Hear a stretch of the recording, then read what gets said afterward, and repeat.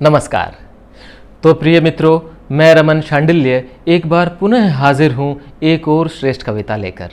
श्रेष्ठ कवि श्रेष्ठ कविता का यह 44वां साप्ताहिक अंक अब तक के दूसरे सभी अंकों से कुछ भिन्न है। पिछले अंकों में जो श्रेष्ठ कविताएं आपने सुनी, उन लगभग सभी कविताओं में मानव जीवन के विभिन्न पक्षों, प्रेम, विरह, स्नेह, प्रकृति, राष्ट्र और ऐसी ही अनेकों मानवीय संवेदनाओं को उकेरा गया। आज की कविता कुछ अलग मिजाज की है। गजानन माधव मुक्तिबोध की लंबी कविता ब्रह्म राक्षस।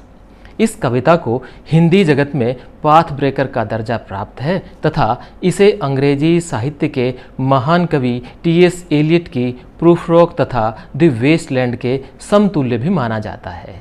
जिस प्रकार टी.एस. एलियट की उपरोक्त कविताओं ने 20वीं सदी में अंग्रेजी साहित्य को नई दिशा प्रदान की, ठीक उसी प्रकार ब्रह्म राक्षस ने भी हिंदी काव्य को नई दिशा में मोड़ा। ब्रह्म राक्षस की बिंब संरचना बहुत गहन और जटिल है। संदर्भों का दायरा भी बहुत विस्तृत है। इस कविता की विद्वानों ने अलग अलग ढंग से व्याख्या की है। इस कारण अर्थों के संदर्भ में यह एक मल्टी लेयर्ड कविता मानी जाती है। इसे अलग अलग अर्थों में व्याख्यात किया जा सकता है। प्रकट रूप में यह एक ऐसे विभ्रांत विद्वान की जीवन गाथा की भूल भुलैया है जो एक तरफ अपनी बौद्धिक यात्रा में असफल हो चुका है और दूसरी तरफ आत्ममुग्ध हो यह मानता है कि उसकी विद्वत्ता को सूरज और चांद भी सलाम करते हैं। इस कविता को एक विक्षिप्त यानी स्किट्सफ्रेनिक व्यक्ति की केस हिस्ट्री भी करार दिया गया है। इस लंबी कविता को हमारे अनुरोध पर आपके सुपरिचित तथा जाने माने कवि, उपन्यासकार, आलोचक एवं अनुवादक राजेश्वर वशिष्ठ ने संपादित किया है। अभी पिछले माह ही राजेश्वर वशिष्ठ जी का काव्य संग्रह कवि का बयान प्रकाशित हुआ है। राजेश्वर जी की काव्य पुस्तकों में प्रमुख हैं हरियाणा साहित्य अकादमी द्वारा पुरस्कृत सुनो वाल्मीकि, सोनागाछी की मुस्कान, प्रेम का पंचतंत्र आदि। द्रौपदी की जीवन कथा पर आधारित उनका नारीवादी उपन्यास याज्ञसेनी भी खूब चर्चित रहा। पेंगुइन तथा रैंडम हाउस जैसे सुप्रतिष्ठित प्रकाशन घरानों के लिए उन्होंने कई सारी पुस्तकें अनुवादित की। तो आइए स्वागत करते हैं राजेश्वर वशिष्ठ का और आनंद लें ब्रह्म राक्षस की काव्य प्रस्तुति का। नमस्कार मित्रों, श्रेष्ठ कवि श्रेष्ठ कविता में आज मैं आपके समक्ष हिंदी के अत्यंत महत्वपूर्ण कवि गजानन माधव मुक्तिबोध की लंबी प्रसिद्ध रचना ब्रह्म राक्षस का संपादित रूप प्रस्तुत कर रहा हूं। यह कविता अपनी संरचना में जटिल है और एब्स्ट्रैक्ट भी। फिर भी मेरा प्रयास रहेगा कि वाचन में इसकी परतें खुलें। आइए शुरू करते हैं। शहर के उस ओर खंडहर की तरफ, परित्यक्त सूनी बावड़ी के भीतर, ठंडे अंधेरे में बसी गहराइयां जल की, सीढ़ियां डूबी अनेकों उस पुराने घिरे पानी में। समझ में आ न सकता हो कि जैसे बात का आधार, लेकिन बात गहरी हो। बावड़ी को घेर डालें खूब उलझी हैं, खड़े हैं मौन औदुंबर। शाखों पर लटकते घुग्गुओं के घोंसले, परित्यक्त भूरे गोल।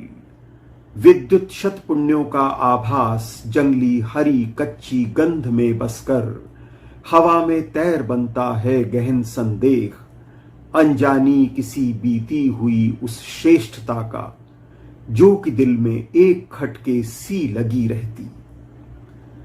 बावड़ी की इन मुंडेरों पर मनोहर हरी कुहनी टेक, बैठी है टगरले पुष्प तारे श्वेत। उसके पास लाल फूलों का लहकता झौर, मेरी वह कनेर, वह बुलाती एक खतरे की तरफ, जिस ओर अंधियारा खुला मुंह बावड़ी का, शून्य अंबर ताकता है। बावड़ी की उन गहराइयों में शून्य ब्रह्म राक्षस एक बैठा है। वे भीतर से उमड़ती गूंज की भी गूंज, हड़बड़ाहट शब्द पागल से, गहन अनुमानित तन की मलिनता दूर करने के लिए प्रतिपल पाप छाया दूर करने के लिए, दिन रात स्वच्छ करने ब्रह्म राक्षस घिस रहा है देख।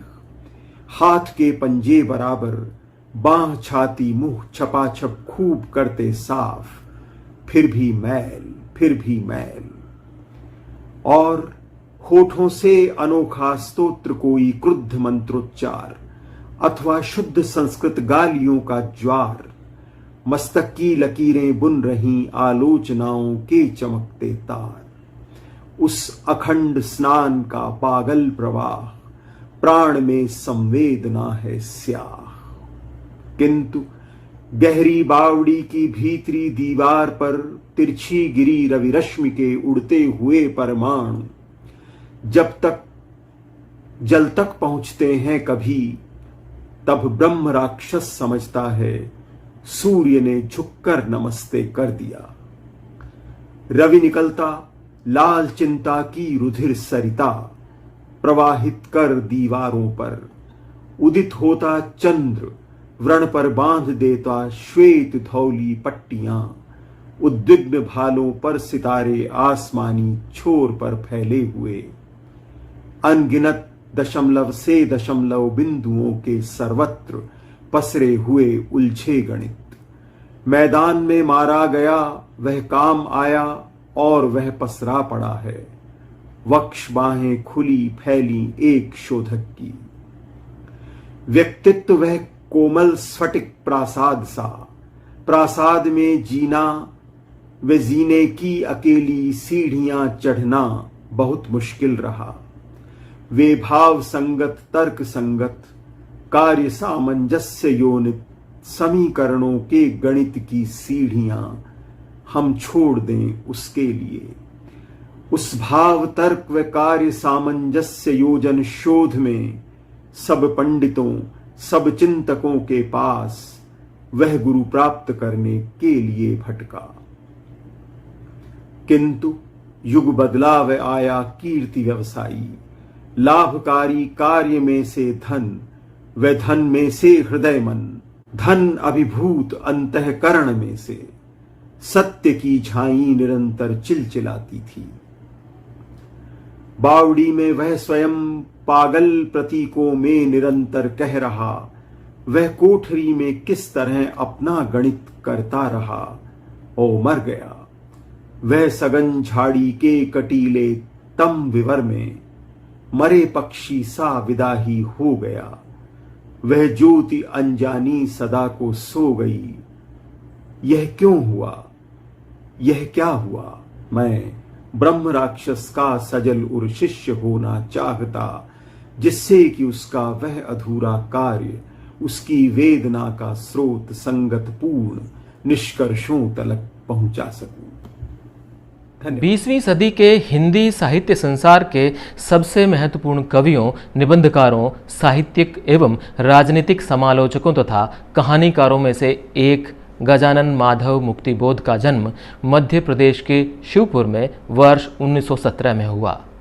धनाढ्य परिवार में जन्मे मुक्तिबोध ने वर्ष 1953 में अपनी साहित्य सृजन की यात्रा प्रारंभ की, पर उससे पहले ही वर्ष 1942 के आसपास उनका झुकाव वामपंथी विचारधारा की तरफ होने लगा था। मार्क्सवाद का प्रभाव उनके जीवन और उनके साहित्य पर साफ नजर आता है।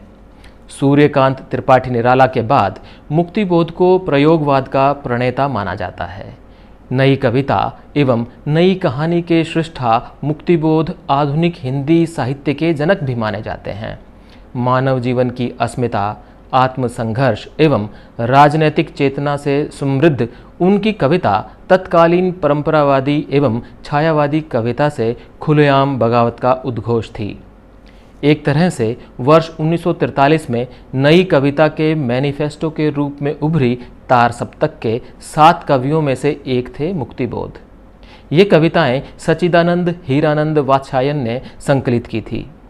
तार सप्तक को नई कविता का प्रस्थान बिंदु तथा भाषा और अनुवाद के स्तर पर हिंदी साहित्य के इतिहास में मील का पत्थर माना जाता है। मुक्तिबोध के जीवन काल में उनकी कोई पुस्तक नहीं छपी। वर्ष 1964 में उनकी मृत्यु के बाद उनका काव्य संग्रह चांद का मुंह टेढ़ा है छपा, जिसे हिंदी साहित्य संसार का आधुनिक क्लासिक माना जाता है। मुक्तिबोध की अन्य मुख्य पुस्तकें हैं भूरी भूरी खाक धूल, नई कविता का आत्मसंघर्ष एवं अन्य निबंध, ब्रह्म राक्षस का शिष्य, अंधेरे में इत्यादि। आधुनिक समालोचक मुक्तिबोध को हिंदी काव्य इतिहास में प्रगतिवादी कविता एवं नई कविता के बीच में पुल की भूमिका निभाते हुए पाते हैं। ऐसे विलक्षण कवि को हम सबका सादर नमन। अगले सप्ताह फिर हाजिर होंगे एक अन्य श्रेष्ठ कवि की श्रेष्ठ कविता के साथ। नमस्कार।